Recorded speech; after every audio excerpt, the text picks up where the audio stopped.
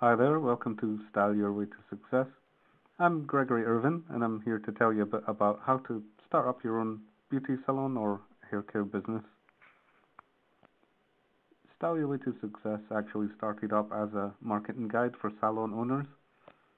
Since then, we've expanded it to cover many other topics, so it encompasses everything. And now we're doing these videos in order to reach more people. So hopefully you're here because you are interested in starting up your own salon, but you're not sure where to start. And if so, then this video is for you. So you want to start up and manage your own hair care business or beauty salon, and you're not sure where to start. Now, it may seem like an insurmountable problem. It might seem as if there's a million things in your way, but to be honest, all of the things that are in your way you can deal with. You just need to split them up into various different steps. And this guide's going to show you how. Now, there's various different goals you need to consider here. There's introspection, which is looking within yourself, business plans, financing, startup, and marketing. Introspection is an important step. That's where you're going to ask yourself, is running a business what you really want to do? Because there's so many things you've got to consider with running a business. There's paperwork, there's legislation, there's all the work you're going to be involved with. You've got to manage people, you've got to manage deadlines, and it's just not for everybody. So you've got to ask yourself, is it really what you want? And you've also got to ask yourself, are you doing it for the right reasons? Now, there's not really any such thing as a right reason, but there's definitely wrong reasons. A wrong reason would be maybe you're starting up your own business because you want to make money. Making money is just not a good enough reason to start a business.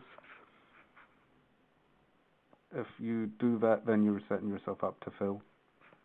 The right reason would be maybe you want to nurture your own business, maybe you want to cultivate something. Those are right reasons.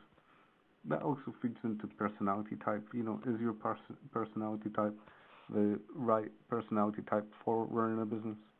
Do you have the commitment and the follow through to be able to see running a business through to the end? Or are you just going to get tired of it?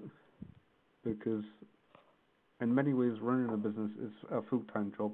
It's like, looking after a baby. You've got to nurture it, a lot at the start. It will just need to be constantly looked after.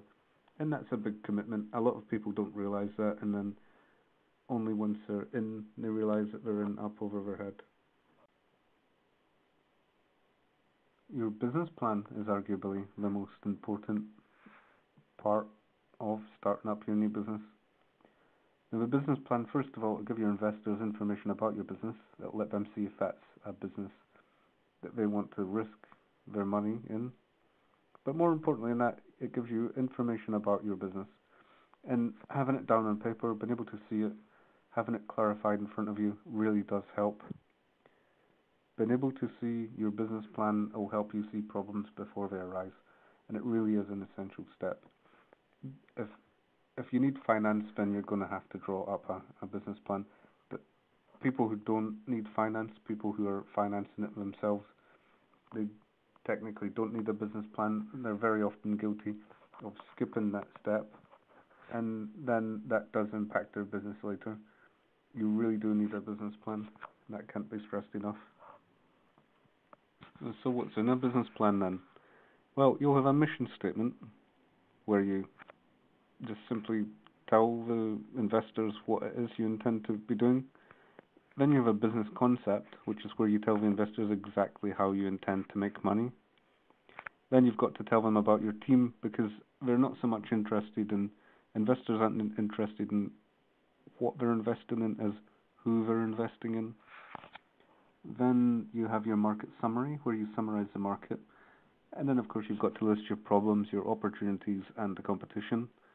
And then your market research. And from the market research, you'll also get the financial data.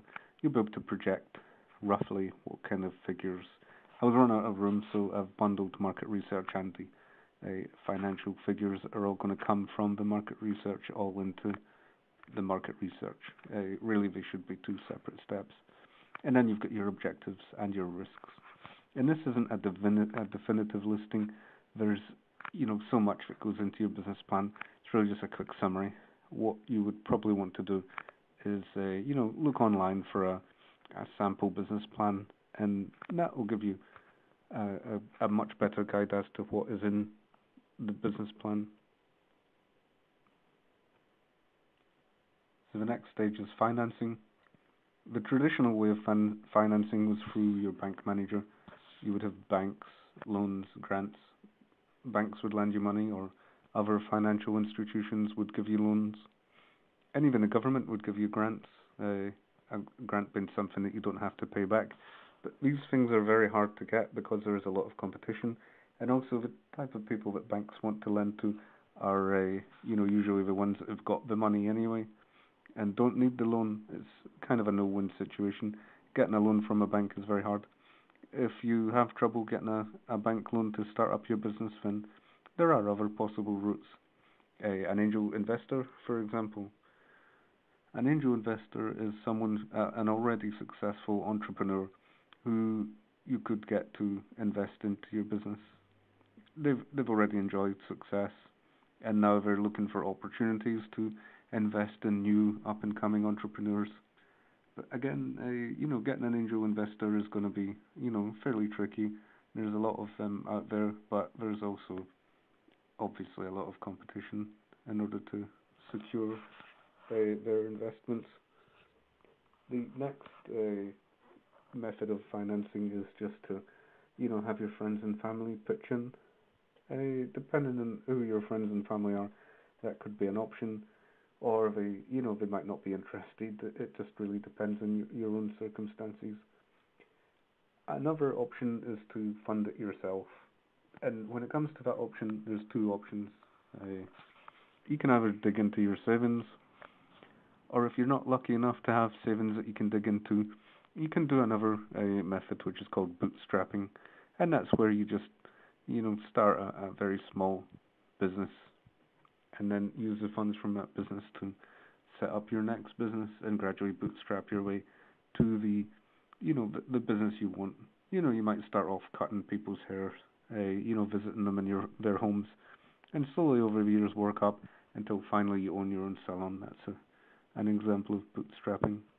So that's the financing stage, and it's very hard. That's one of the sort of glass ceilings that most people hit when starting up a business. It's something that puts people off. If financing was easy, then everybody would have their own business, but it's not. So it's very difficult. But there definitely are options.